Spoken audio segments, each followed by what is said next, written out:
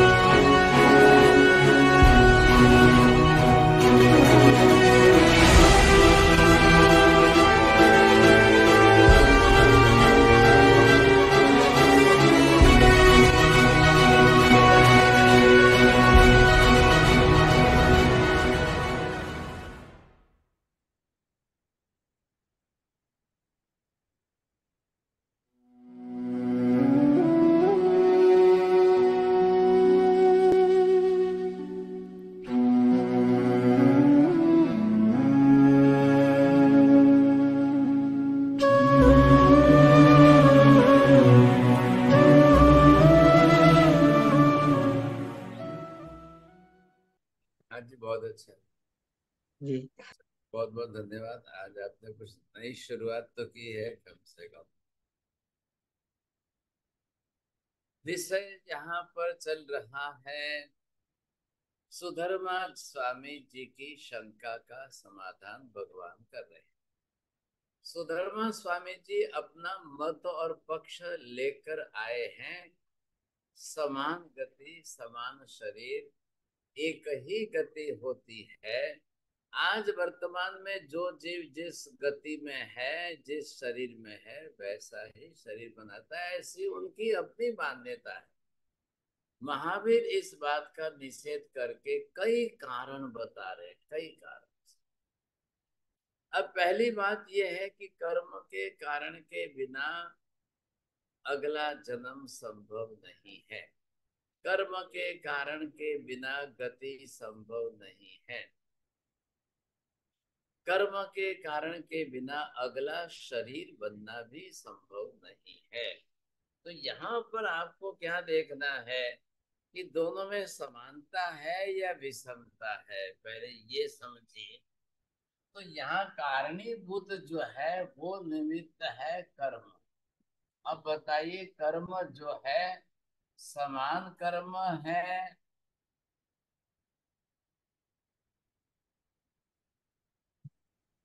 तो यहाँ आपने देखा कर्म दोनों प्रकार के हैं। क्या समस्त संसारी जीवों के सब कर्म एक सरीके एक समान हो सकते हैं? क्या संसार के समस्त जीवों के कर्म विषम ही होते हैं, समान होते ही नहीं है? ऐसा स्वरूप है क्या? बोले राहुल जी, क्या पूछा मैंने? क्या समान कर्म सबके समान होते हैं, विषम नहीं होते?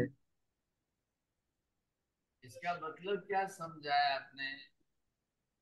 कि सभी के कर्म भिन्न होते, विषम होते या एक जैसे होते?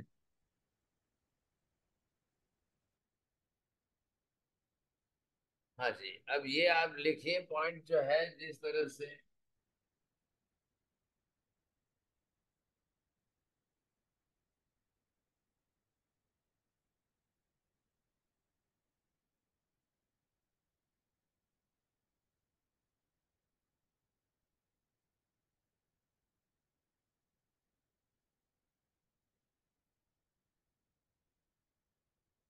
हाँ जी, पढ़िए साहब, बोलिए नीति बहन जी।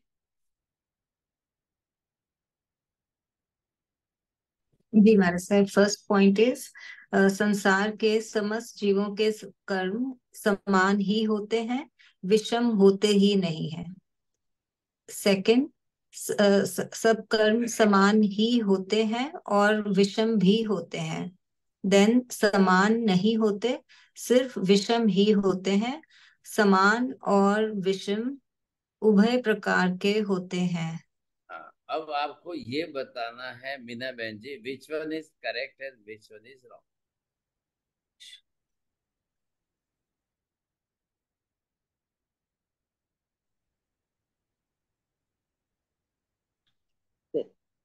समान ही होते हैं, विषम होते ही नहीं है, दैट इज रॉन्ग। समान ही होते हैं और विषम भी होते हैं, that is correct. And third one is समान नहीं होते, सिर्फ विषम ही होते होते ही नहीं है, दैट इज।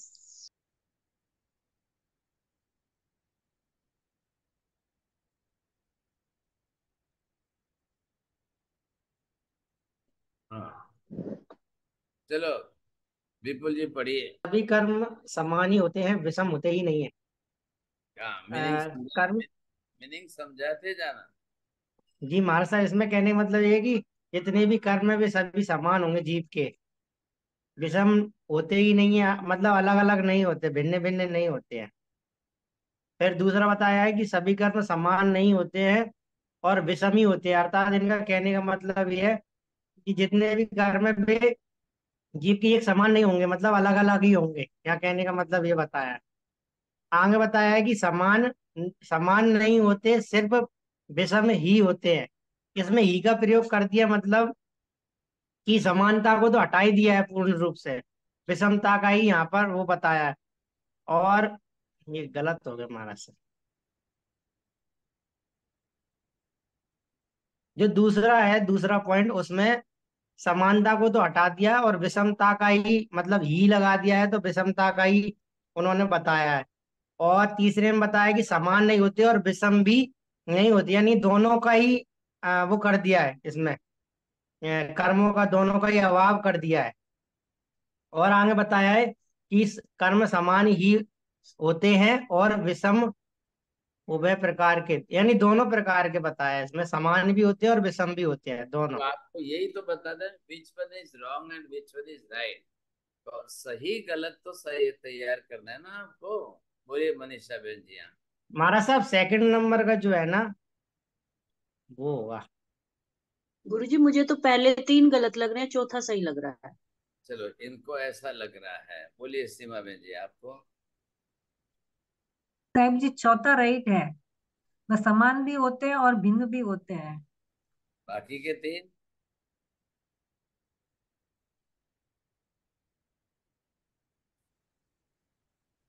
बोलिए, सबको विचार करना है, सब अपनी अपनी तरह से सोच लो। दूसरा भी थोड़ा ठीक है, समान नहीं होते हैं और भिन्न ही होते हैं, वो भी थोड़ा ठीक।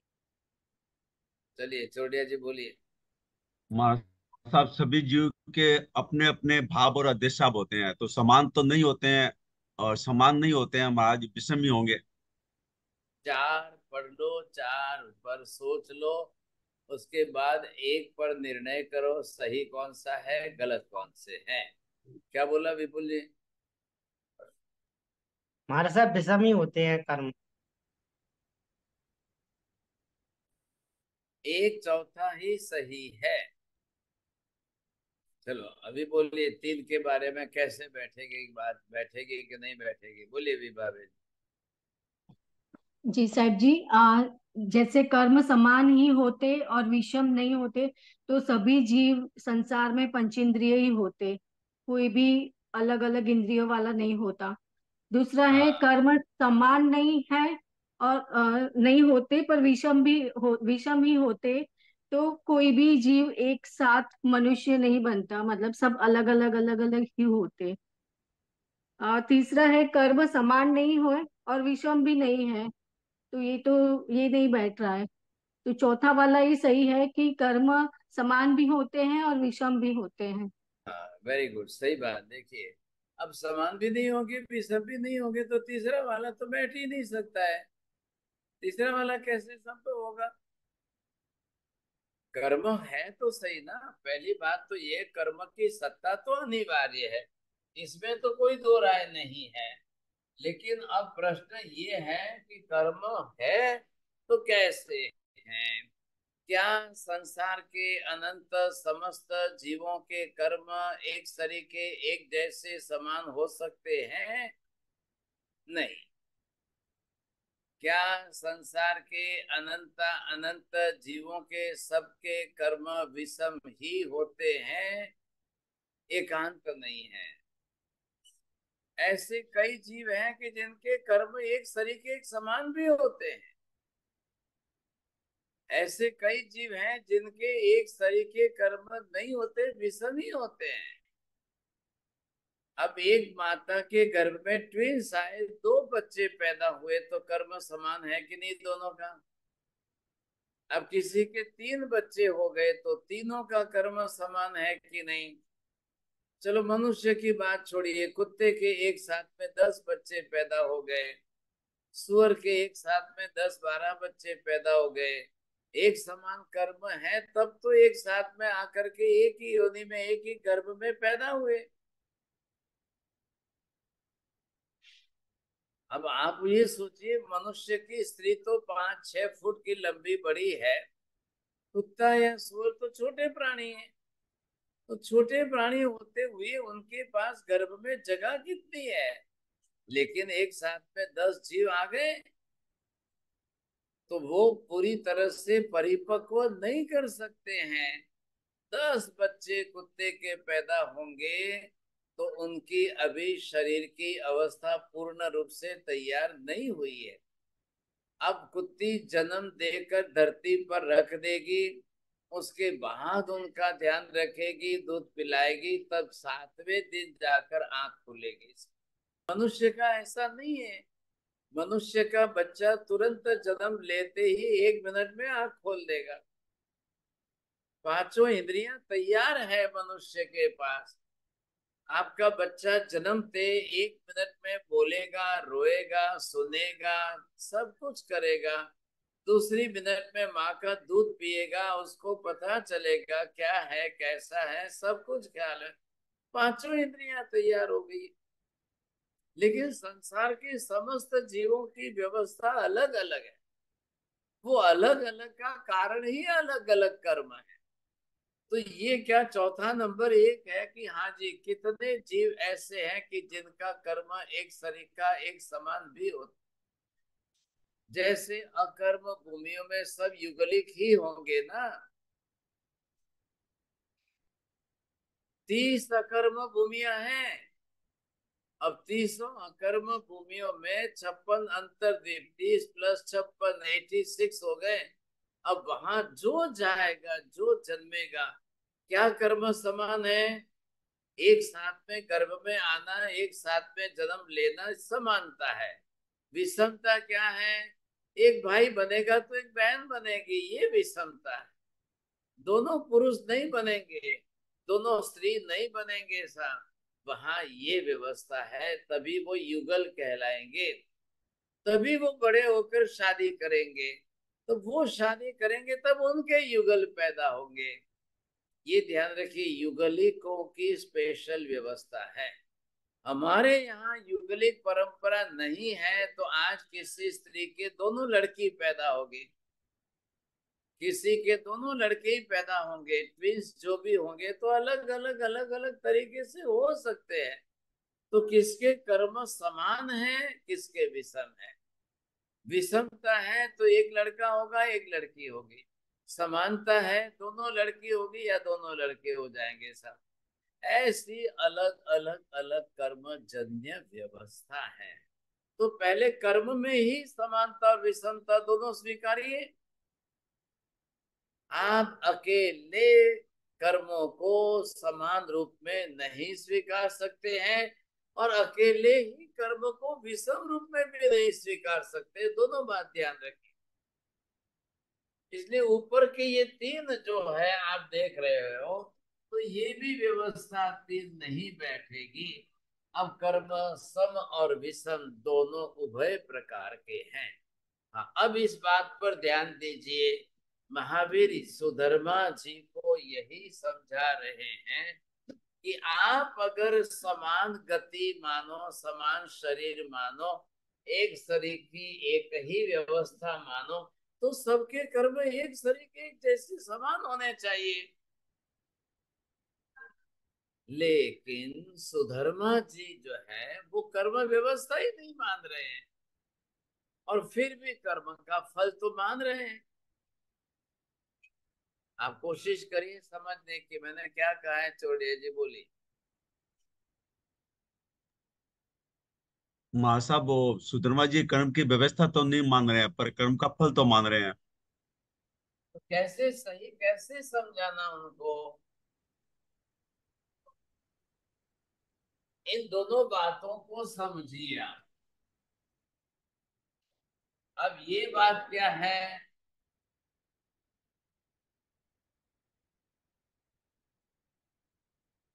हाँ, ये भी आपसे अलग से लिखिएगा।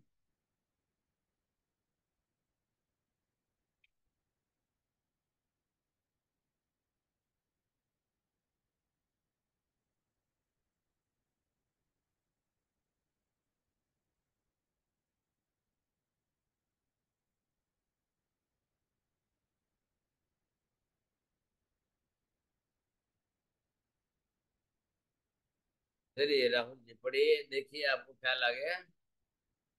बोलो अंसा बहन, ख्याल आया जोई ने? हाँ साहेब जी। पहला में कर्म व्यवस्था ही नहीं है और फिर भी कर्म को मानते हैं तो वो तो बैठता नहीं, क्योंकि कर्म व्यवस्था को नहीं मानते। दूसरे में भी कर्म व्यवस्था ही नहीं है और फिर भी कर्म फल को कैसे मानेंगे जब कर्म व्यवस्था ही नहीं है। तो कोई देना रहे ऐसे वो ईश्वर को मान लेते हैं, ऐसे रहेगा। फिर तीसरे में कर्म व्यवस्था है परंतु कर्म फल नहीं मानते, तो कर्म व्यवस्था का मतलब ही नहीं रहेगा अगर कर्म फल नहीं देगा तो व्यवस्था। और चौथा बरोबर है कि कर्म व्यवस्था भी है और कर्म फल भी मिलता है, तो वो चौथा ही बैठेगा। हाँ जी, थोड़ा सा क्या सुधारना करना है जैन साहब, ध्यान में आ रहा है?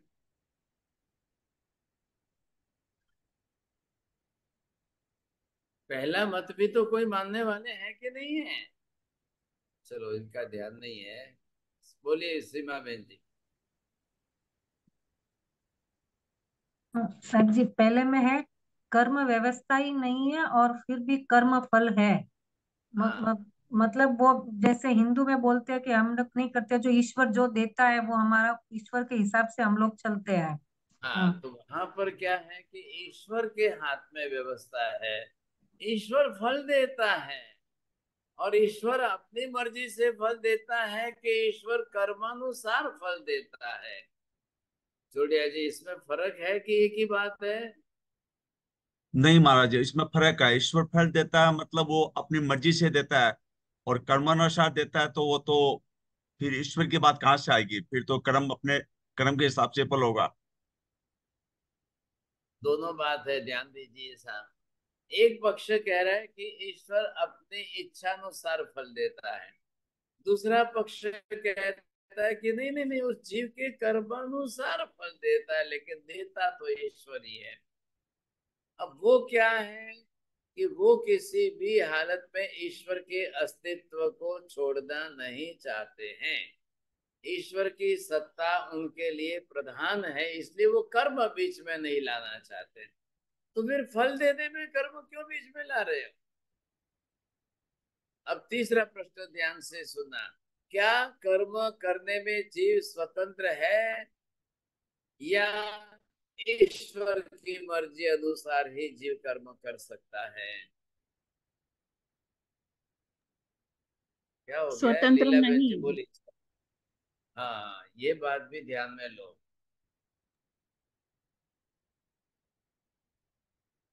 अर्जुन स्वयं युद्ध करने के लिए तैयार है, या कृष्ण अर्जुन के पास युद्ध करा रहे हैं? कृष्ण कृष्ण कृष्ण करा कृष्ण कृष्ण। करवा रहे। ये देखिए साहब, समझे कि नहीं? इसलिए कृष्ण अर्जुन को कह रहे हैं, अर्जुन तैयार नहीं था युद्ध करने के लिए, अर्जुन तैयार नहीं था, अर्जुन ना कह रहा था। मैं क्या करूं, मैं किसके साथ युद्ध करूं? ये कौन है सब? ये तो मेरे ही तो रिश्तेदार हैं, मैं कैसे इनको मारूं? अगर कृष्ण नहीं होते तो महाभारत नहीं होते, या अर्जुन नहीं होता तो महाभारत नहीं होती। अब इला बहन जी तो बोलेंगे नहीं साहब, वो तो मौन है। आपको तो बोलना पड़ेगा, किसी न किसी को तो बोलना पड़ेगा। विपुल जी भी छोड़ के चले गए। कृष्ण नहीं कृष्ण होते तो कृष्ण नहीं युद्ध होते नहीं तो होता। हम। अच्छा, आ गए, बोलिए विपुल जी, चलो है तो सही। हाँ, हमारा सब पीछे था बैकग्राउंड में। चलो अब वापिस आपको, हाँ बोलिए जय साहब, क्या बोलना है? कृष्ण नहीं होते तो महाराज महाभारत साहब, नहीं होती। कृष्ण नहीं होते तो युद्ध नहीं होता। तो यहाँ पर क्या समझ रहे हो आप? क्या इन दोनों के बीच में आप ये बात बैठा सकते हो, अगर कर्म नहीं होते तो ईश्वर फल देता, या कर्म होते तो ही ईश्वर फल देते? बोलिए बिल्कुल जी, अब तो ख्याल में आ रहा है। जी महाराज साहब, ईश्वर तो वैसे ही फल नहीं देते। कर्म होते हैं तो कर्म उदय में आते। आपका मत मत बोलिए, अपना पर्सनल मत बोलिए। आप पहले जय हिंदू धर्म वेद वेदांत वो क्या कह रहे हैं उनकी बात करिए। आपको महाराज मत साहब, निकालना। वो तो मानते नहीं। ईश्वर ईश्वर ही उनको फल देते, ईश्वर ही करते। हाँ हाँ, अब वो ईश्वरवादी है, कर्मवादी नहीं है। चलो भाई, लेकिन दो बात मैंने अलग से पूछी। क्या कर्म करने में भी जीव ईश्वर के बिना स्वतंत्र है कि नहीं है? अब नहीं कर्म है का महाराज फल साहब। भुगतने में भी जीव ईश्वर के सिवाय स्वतंत्र है कि नहीं है? हिंदू धर्म, वैदिक धर्म, वेद वेदांत के हिसाब से जीव को बिना ईश्वर के स्वतंत्र अलग छोड़ने के लिए राजी नहीं है। अब वो कर्मवाद स्वीकारे तो ईश्वरवाद उड़ जाता है, ईश्वरवाद स्वीकारे तो कर्मवाद उड़ जाता है। ईश्वरवाद और कर्मवाद दोनों एक साथ में नहीं स्वीकारे जा सकते हैं। ध्यान से समझिए भाई साहब। जैन धर्म के अंदर महावीर ने क्या कहा है, हम दोनों बात स्वीकारते हैं। ईश्वरवाद ईश्वर के स्वरूप में अरिहंत और सिद्ध है, वहां उनको रचना से सर्जन विसर्जन नहीं करना है। ईश्वर नहीं है ऐसी बात नहीं है, ईश्वर है, लेकिन ईश्वर सर्जक विसर्जक नहीं है। क्या लगे? ईश्वर कर्म फल दाता भी नहीं है, ईश्वर कर्म कराने में भी कारणीभूत नहीं है।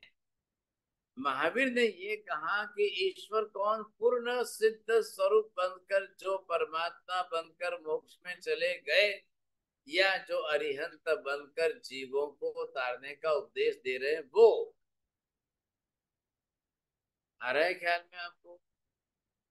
तो ये पहले समझिए, जैन धर्म ने ईश्वर सत्ता पूरी स्वीकारी है, मात्र ईश्वर के हाथ में सृष्टि का सर्जन विसर्जन की व्यवस्था नहीं दी है। जैन धर्म ने कर्म सत्ता को पूरी तरह से स्वीकारी है, वो ईश्वर के अधीन नहीं है, कर्म सत्ता स्वतंत्र है। जीवों के अधीन कर्म है और कर्मों के अधीन जीव है, इसलिए बिना ईश्वर के भी जीव स्वयं अपनी तरह से कर्म उपार्जन करता है और कर्म का फल भी भुगतता है। तो कर्म का उदय होना यही विपाक की दुख सुख की स्थिति है और कोई लंबा फर्क नहीं है। दोनों सत्ता स्वीकार करके इतना सामंजस्य बैठाया है महावीर ने। दूसरे कोई भी मत पंथ गच्छ संप्रदाय ऐसी अलग से व्यवस्था कर ही नहीं पाए। बोलिए, अब बोलिए मीना बहन जी, क्या ख्याल आएगा? The God is not the creator or destroyer. The living beings are there because of its own karma, and the karma is there because of the living beings. अब आपको ये ख्याल आ रहा है यहाँ पर, तो क्या करना है? अब बताइए, आप इस जन्म के बाद दूसरा जन्म हो, ये कर्म फल के रूप में है कि ईश्वर दत्त व्यवस्था है? तो दोनों तरफ से महावीर कह रहे, सुधर्मा जी, दोनों तरफ से आपका एकांतवाद बैठ ही नहीं सकता है। अगर कर्म फल देकर दूसरा जन्म बनाता है तो जरूरी नहीं है कि मनुष्य वापिस मनुष्य ही बने। सभी जीव जो है वैसा ही बनेंगे, ऐसी संभावना नहीं बैठ रही है। और ईश्वर भी अगर एक जीव को जैसा था वैसा ही बनाए तो भी संसार की व्यवस्था नहीं बैठ सकती है। तो आपने एक गतिवाद और तत्जीव तत्शरीरवाद क्यों पकड़ के रखा है? ईश्वर व्यवस्था या कर्म व्यवस्था दोनों में ही नहीं बैठ रही है, तो फिर आपने क्यों कैसे पकड़ के रखा है? अरे बात समझ में देखिए आप। तो ये जो बात बताई गई है, सुधर्मा जी को ये पूछा जा रहा है कि आप दो में से किस मत पर अवलंबित हो? ईश्वरवाद के मत पर आपने अपना सिद्धांत बनाया है या कर्मवाद के सिद्धांत पर आपने अपना मत बनाया है? सुधर्मा जी यहाँ पर दोनों में से एक भी मत स्पष्ट करने को तैयार नहीं है। अब बात ये चल रही है कि बिना कारण के कार्य कैसे बनेगा? अगला जन्म कार्य रूप है तो उसका कारण क्यों किसको मानना? क्या बात समझ में आ रही है? नीति बहन जी बोलिए। अगला जन्म अगर कार्य है तो उसका फिर कारण किसको समझना? हाँ, ये बात है। आपने कार्य के रूप में अगला जन्म स्वीकार लिया और अगला जन्म मतलब दूसरी गति, दूसरा जन्म, तत् जीवात तत् शरीर या तत् गति, आप परिवर्तन स्वीकारने को तैयार नहीं हो। लेकिन मलमूत्र पुरुष सहित आपको जला दिया, इसलिए आपने उस कारण को बैठाया। अब बता रहे हो कि कार्य परिवर्तन हो गया, तो आपने भी तो दोनों बात स्वीकार कर ली कि नहीं? समान कारण विषम कारण, समान कारण के अंदर आपने क्या माना, विषम कारण के अंदर आपने क्या माना? अब आप इधर सोचिए, पहले मैं इसको मिटा रहा हूं। आपने क्या बड़ा, कर्म व्यवस्था ही नहीं है, फिर भी कर्म फल तो मिलता है, तो ईश्वर तो देता है उनको। जी ईश्वर महाराज। तत्ववादियों के अंदर तो ये पक्ष है, इधर क्या है, कर्म की व्यवस्था ही नहीं है, फिर कर्म का फल भी नहीं है, तो ये तो बात बैठेगी नहीं, संसार के अंदर ये बात नहीं बैठती है। ये ईश्वरवादी अपनी तरफ से मानते हैं, इसलिए वो कर्म व्यवस्था न मानकर ईश्वर मान लेंगे। तीसरे के अंदर क्या है, कर्म की व्यवस्था भी है और कर्म का फल नहीं है, ये कैसे हो सकता है? जीव कर्म कर्म तो करता है और फल नहीं मिलेगा, नहीं ये नहीं हो सकता है।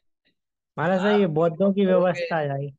हाँ, अब आपको चौथा एक ही पक्ष है, कर्म की व्यवस्था भी है और कर्म का फल भी मिलता ही है, ये अनिवार्यता आ गई चौथे के अंदर। हाँ, अब आपको क्या समझना है कि जिस तरह से कारण कार्य की बात आई सामने, अब ये क्या है, कारण है।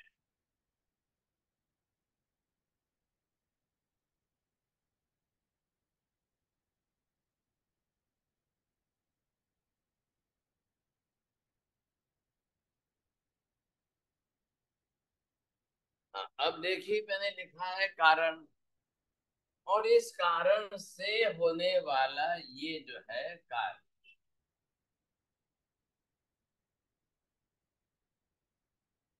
अब आ रही है बात ख्याल में, दोनों तरफ आप देखिए,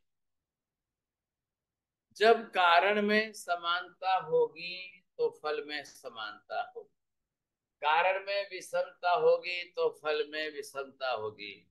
इधर देखना ध्यान से, कारण में समानता बनाकर फल में विषमता करनी संभव नहीं है, और कारण में विषमता बता करके फल में विषम समानता करनी संभव नहीं है। अरे ये बात समझ में बोलिए नीति बहन जी। जी महाराज साहब, आपने बताया कि अगर कारण समान है तो फल भी समान ही होता है, कारण विषम है तो फल भी विषम होता है। कारण समान हो लेकिन फल विषम हो ऐसा संभव नहीं है, और कारण विषम हो और फल समान हो ऐसा भी संभव नहीं है। बरोबर है, अब आपको ध्यान में आ गई बात। तो फिर आप जो है इनको पूछा जा रहा है, आप भी तो सुधर्मा जी भी दोनों कारण मान रहे हैं, आ रहे ना ख्याल में आपको? सुधर्मा जी ने एक कारण के आधार पर ये भी फल समान माना। अब आपके हिसाब से कारण समान होने से, फल समान मिलने से गति, जाति, शरीर, ये सब तीनों जो है इनको समान रूप में मिले, और यहाँ पर ये आपने देख लिया कि जिसमें कारण की विषमता है, अब फल की भी विषमता आई, तो फल की विषमता के अंदर आपने मलमूत्र सहित पुरुष को जलाने से शियाल बन गया, तो यहाँ बरोबर विषम स्थिति आई। महावीर ये कह रहे हैं कि जब आपने दोनों पक्ष स्वीकार कर लिए हैं तो फिर प्रश्न कहाँ उपस्थित होता है, आपके ही शब्दों में बात की जा रही है, ख्याल आया? आपके शब्दों में ये बात की जा रही है, तो जब दोनों आपके अंदर आ गई बात, फिर समानता कहा है। अब बताइए, जब सुधर्मा जी दोनों समान और विषम दोनों बात मान रहे हैं, तो क्या जैन धर्म के अंदर भी महावीर के कहने के मुताबिक दोनों बात एक जैसी समान लग रही है? तो इस मत में सुधर्मा जी का पक्ष और महावीर का पक्ष दोनों एक जैसा समान हो गया। महाराज साहब वो समानता तो नजर आ रही है, लेकिन वो कारण सही नहीं बिठा रहा है। हंसाबेन बोलिए, क्या समझ में आ रहा है? हाँ साहिब जी, जो वो कारण बता रहे हैं वो कारण बरोबर नहीं है। विषम समानता, जो समानता कारण में और फल भी समानता वो बरोबर बैठती है। पहले ऐसा मत बोलिए, पहले सुधर्मा जी का पक्ष कैसे गलत है, फिर वहां समानता, कारणगत समानता और कारणगत विषमता। मल मूत्र सहित जलाने की कारणता नहीं बैठती है। आप उसको कारण मत बनाइए, वो कारण सही कारण नहीं है, ये ध्यान देना है आपको। और इधर आपने क्या देखा, अगर आपका ये कारण समानता में है तो महावीर कहते हैं हाँ है ना, ना नहीं है। योनिगत समानता होने के कारण उस योनि में आया हुआ जीव जिस योनि में जन्म ले रहा है वैसा ही शरीर बना सकता है, दूसरा नहीं बना सकता है। आ रहा है ख्याल में? दो इंद्रिय में आया हुआ जीव अब दो इंद्रिय की कितनी 2 लाख जातियां हैं, तो उसमें आने वाला जीव वैसा ही शरीर बना सकता है। वो तेंद्रिय का शरीर नहीं बना सकता है, वो एक इंद्रिय का शरीर नहीं बना सकता है।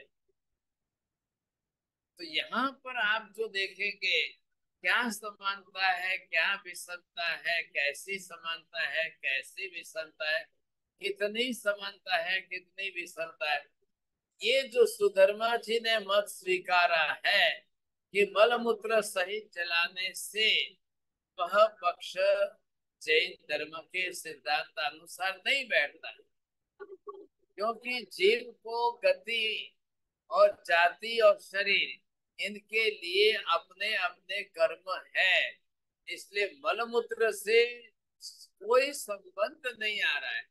चाहे मलमूत्र सहित जलाया जाए, चाहे मलमूत्र रहित जलाया जाए, ये व्यवहार पक्ष है। और व्यवहार पक्ष के अंदर हम इस सत्य को स्वीकारते हैं, वो कर्म नहीं है ऐसा। जीव को अपनी तरफ से गति जाति शरीर ये सब कर्मानुसार ही संभव है, बिना कर्म के नहीं बैठे। और मलमूत्र सहित जलाना या रहित जलाना ये कर्मजन्य व्यवस्था नहीं है, ये जलाने वाले परिवार की अपनी अलग व्यवस्था है। किसी ने उपेक्षा की, किसी ने क्या किया, किसी ने क्या किया, किसी ने शरीर की शुद्धि की कि नहीं की, ये उनका विवेक है, समझे कि? अब पशु पक्षी को कौन नहलाता धुलाता है? पशु पक्षी रोज ही मर रहे हैं ना, उनको नहलाने धुलाने की बात कहाँ आ रही है, सोचिए। तो सब वैसे ही मरने वाले हैं और इसी तरह से चलता रहेगा। लेकिन उन्होंने जिस प्रकार का जैसा कर्म बांधा है मरने के पहले, तद अनुसार ही उनको जा करके वैसा जन्म लेना है, वैसा शरीर बनाना है, वैसा बनना है। दूसरा विकल्प नहीं है उनके पास। अरे ये बात ख्याल में आपको ये समझना जरूरी है। महावीर ने बिल्कुल जो है कारणवाद की समीक्षा कारण कार्य भाव से की है। जिन कर्म जीवों के कर्म के कारणता में समानता आएगी, उनके कार्य में समानता आएगी। जिन जीवों के कारण में विषमता आएगी, समानता नहीं आएगी, उनके कार्य में भी समानता नहीं आएगी, विषमता रहेगी। साहब बोलिए मनीषा बहन जी, ये सिद्धांत बैठाना है ना। जिन जीवों के कारण में समानता होगी उनके कर्म में भी समानता होगी, और जिन जीवों के कारण में विषमता होगी उनके कार्य में भी विषमता होगी। हाँ ये नियम है साहब, आप उल्टा नहीं बता सकते हैं। कारण में समानता होने पर कार्य में विषमता नहीं होगी, इनके कारण में विषमता होने पर कार्य में समानता नहीं होगी। तो पहली बात यह है कि कारण सही बैठा हो। कारण बैठाने में, कारण को स्वीकारने में आप गलत तरीके से विपरीत कारण नहीं बैठ। तो कारण कैसे सही बैठाएंगे? कारण के लिए ये बात की कि जिस कारण से कार्य की सिद्धि होती है वही उसका सही कारण है। आ गई बात? जो कारण हो उस कारण को सिद्ध करिए, जिस कारण से उनका कार्य से होना, कार्य के साथ अनुसंगिक जुड़ा हुआ कारण होना चाहिए साहब। प्रत्येक बादल आकाश में आ जाए सभी बरसते नहीं हैं। जो बरसते हैं वो पानी भरे हुए बादल अवश्य है, लेकिन दूसरे भी बादल हैं वो आकर चले जाएंगे, नहीं बरसेंगे। कारण सत्वे भी कार्य भाव, कारण होते हुए भी कार्य नहीं हो रहा है,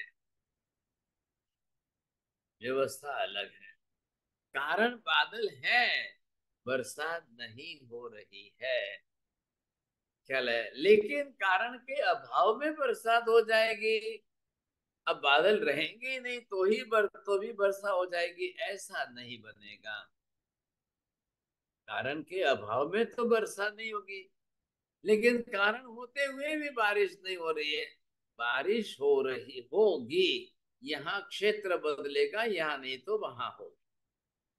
तो उसके अंदर बादल होना कारणीभूत है कि बादलों का टकराना कारणीभूत है? बाहर वर्षा होने के कार्य के लिए खाली बादलों का होना पर्याप्त है क्या, या मूलभूत कारण के अंदर दोनों का परस्पर जो है इधर से उधर टकराना, या जो भी कारणीभूत व्यवस्था है वह परिपक्व होगी? गति जाति शरीर बनाने के लिए अगर 10, 20, 50, 100 लोग एक साथ में एक जैसा समान कर्म बांधते हैं तो एक जैसा एक समान जन्म भी लेंगे, गति भी लेंगे, शरीर भी बनाएंगे। जहां विषमता आ जाएगी वहां अलग व्यवस्था हो जाएगी। आप तीर्थंकर चरित्र के अंदर गुरुवार शुक्रवार को 2 दिन समझते हो भगवान प्रथम तीर्थंकर आदिनाथ के विषय में। वहां आपने क्या समझा? 6 मित्रों के अंदर एक सरे की एक समानता कर्म की आ गई, तो 9वां भाव, 10वां भाव, 11वां भाव, 12वां भाव, 13वां भाव एक साथ में समान रूप से कर रहे हैं। लेकिन गति एक सरी की होते हुए भी जाति एक सरी की न भी हो, गति एक सरी की होते हुए भी शरीर एक सरी का न हो, ख्याल है कि नहीं? गति एक सरी की होते हुए भी जाति एक सरी की हो, शरीर एक सरी का हो, दोनों तरफ से व्यवस्था बैठ सकती है कि नहीं? बोलिए। हाँ महाराज साहब, हाँ बोलिए एक बात बताने की कृपया करिए महाराज साहब कि महाभारत किसके कारण हुआ? श्री कृष्ण जी के कारण हुआ था ना, मतलब अर्जुन के कारण हुआ? अब वो आप पूछ के आना। नहीं, आप फिर बता दिया मैंने महाराज। नहीं नहीं, वो आपके खास फ्रेंड है ना, उनको पूछ के आना। वो अच्छा महाराज साहब, सेकंड क्वेश्चन है महाराज साहब, कर्म एक समान कैसे हो सकते हैं महाराज? जीव के अध्यक्षा, जीव के भाव भी तो डिफरेंट डिफरेंट होते हैं महाराज। तो भाई साहब, जीव के भाव अध्यवसाय कितने हैं? 1000, 2000 है, और जीवों की संख्या कितनी है? अनंत है। अब समानता क्यों नहीं आएगी? अच्छा, क्यों नहीं आएगी साहब? प्रतिदिन मनुष्य गति में कितने जीव जन्म ले रहे हैं? प्रतिदिन नरक गति में कितने जीव जन्म ले रहे हैं? गतिगत समानता किसके कारण आई? तो हाँ, गतिगत कर्म के कारण ही आई। हाँ, गतिगत कर्म समानता एक समान कर्म के कारण आया कि नहीं? आई लेकिन महाराज। एक गति के समान कर्म आने के बावजूद भी जाति एक समान हुई क्या? शरीर एक जैसा हुआ क्या? तो कुछ अंश में समानता, कुछ अंश में विषमता, कुछ अंश में विषमता, कुछ अंश में समानता, ऐसा भी बैठ रहा है। ठीक आप बात है। इधर महावीर का सिद्धांत कोशिश करिए, इधर सुधर्मा जी के पक्ष को पकड़िए। वो इस बात को स्वीकार रहे हैं कि नहीं स्वीकार रहे हैं, ये पहले हमें समझना है। ठीक है महाराज। हाँ जी, बोलिए, किसको पूछना है? महाराज साहब, मैं एक क्वेश्चन पूछ सकती हूँ? पहले महाराज साहब, मेरा प्रश्न है कि महाराज साहब, मेरा प्रश्न ये है कि ये महाभारत में या कोई भी वॉर में जो इतने सारे जीव हत्या होती है, इतने लोग मरते हैं और जो तिर्यंश भी मरते हैं, वो क्या कारण से वो लोग एक साथ सब मरते हैं? अब यहाँ तो युद्ध है ना, युद्ध में तो शस्त्र अस्त्र चलेंगे तो एक साथ मरेंगे, लेकिन उनका मरते कर्म ऐसा क्या होता है? हाँ हाँ बरोबर, लेकिन एक साथ में वहां पर सबका एक सरीखा कर्म होना जरूरी नहीं है। मरने वालों के अंदर भी विचार, अध्यवसाय भाव, शुद्ध अशुद्ध कई प्रकार के अलग अलग होंगे सब। लेकिन ऐसा भी तो है ना कि सामूहिक कर्म जब बांधा जाए तो सामूहिक उदय में आ जाए तो एक साथ में समूह में मरना होता है। अच्छा, कोई आश्चर्य नहीं है इसमें। आप कुछ कर्म लोग अकेले बांधे।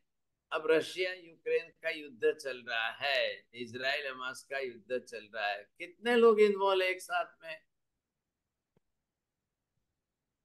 एक पूरा देश है ना। अब इजराइल है तो पूरे इजराइल के 1 करोड़ लोग उसमें इन्वॉल्व है। अब सबके रात दिन 7 दिन सबके विचार, सबके भाव, सबके कर्म कैसे बनेंगे, ये भी सोचिए। अब जहां यहाँ नहीं है, जहां जिनका नहीं है वहां पर नहीं होंगे सब। दोनों बात आएगी, समझेगी। कृपा करके प्रश्न जब आप पूछे तो वीडियो कैमरा ऑन रखिए प्लीज। और क्लास के दरमियान भी सभी को रिक्वेस्ट है कि अपना वीडियो ऑन रखे ताकि इंटरेक्शन हो और आपको और कंसंट्रेशन रहेगा। हाँ, ये नए मेहमान है, और जो भी नए मेहमान इंटरेस्टेड नहीं महाराज साहब, मैं पहले से ही हूँ, पर बीच बीच में थोड़ा मेरा एब्सेंट हो जाता है। जो भी नए मेहमान आए वो एल्सा बेन ने वहां से एक लिंक भेजी है, आप लिंक टच करते आप बिल्कुल ग्रुप में साथ में जुड़ जाएंगे सर। नमो हरियंताणम, नमो सिद्धाणम, नमो आर्याणम, नमो वज्रायणम, नमो लोहेशवसाहनम, एसो पंच नमोकारो सर्व पाप प्रणाशम, मंगलाणं च सभ्य सिंबरमं हवै मंगलम। मंगलम भगवान वीरो मंगलम गौतम प्रभु, मंगलम स्थूलिभद्राद्या जैन धर्मोस्तु मंगलम। चत्तारि मंगलम हरिहंता मंगलम, सिद्धा मंगलम साहु मंगलम, केवली पन्नतो धम्मो मंगलम। चत्तारि लोकोत्तम हरिहंता लोकोत्तम, सिद्धा लोकोत्तम साहु लोकोत्तम, केवली पन्नतो धम्मो लोकोत्तम। चत्तारि शरणं भवज्जामि, हरिहन्ते शरणं भवज्जामि, सिद्धे शरणं भवज्जामि, साहु शरणं भवज्जामि, केवले पन्नतं धम्मं शरणं भवज्जामि। सर्वमङ्गलमाङ्गल्यं सर्वकल्याणकारणं, प्रधानं सर्वधर्माणां जैनं जयति शासनम्। तेन मनवा धर्म लाभ बहुत बहुत श्रीकाल वंदना।